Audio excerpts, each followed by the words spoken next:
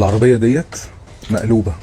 طبعا عربيه بالوضع دوت غالبا يعني هيبقى عندها مشكله كبيره قوي في الترخيص. ليه بقى؟ لان دلوقتي وطبقا للماده 17 من قانون المرور بيمنع ان انت تعمل اي تعديلات جوهريه في الاجزاء الرئيسيه في العربيه.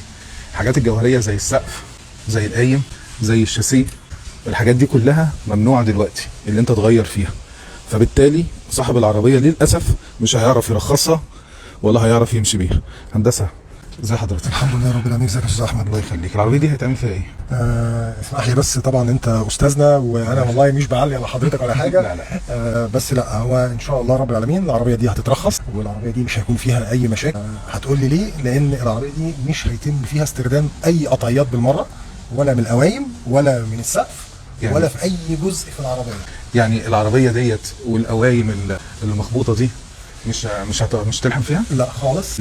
القوايم دي هيتم استخدام اجهزه البي دي ار، تمام، والبلاطه الكهرباء، وهيتم سحب القايم سنه سنه. وهو حضرتك لو خدت بالك هتلاقي القايم الثاني كمان اسوأ من هنا. تمام. لكن مش هيتم فيها اي لحمات، وهتبقى استخدام المعجون فيها بالظبط هي قشره واحده، اكنها مرشوشه يعني رشه عاديه. يعني يمكن تكون كمان رشه نظافه، دي كلمه كبيره عليها يعني. طيب ماشي، يعني ربنا يعوض على صاحبها في كل الاحوال. والحمد لله. بصوا الارباجات، تعالوا نتفرج عليها كده. اتفضل.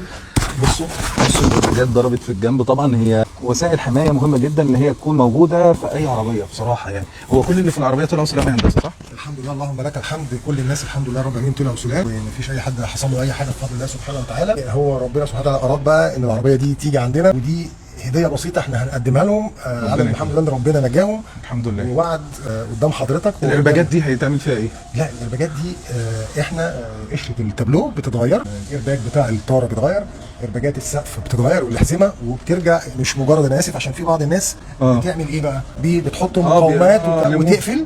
بيلموها هنا خلاص. الارباجات ما بتشتغلش. لكن الحمد لله اللهم لك الحمد، احنا بنرجع الارباجات تاني بعد الشر لو حد حصل له حادث في نفس العربيه، الارباجات بترجع تضرب تاني عشان نحافظ على السلامه والسيفتي. وهتشوف ده بعينك ان شاء الله بعد العربيه ما تخلص. ربنا يبارك لك يا رب، وربنا يكتر من امثالك يا هندسه. الحمد لله رب العالمين. اللهم امين. وشكرا لكل متابعينك الكرام، وشكرا لحضرتك. شكرا لحضرتك يا هندسه. ربنا يستر طريقكم دايما.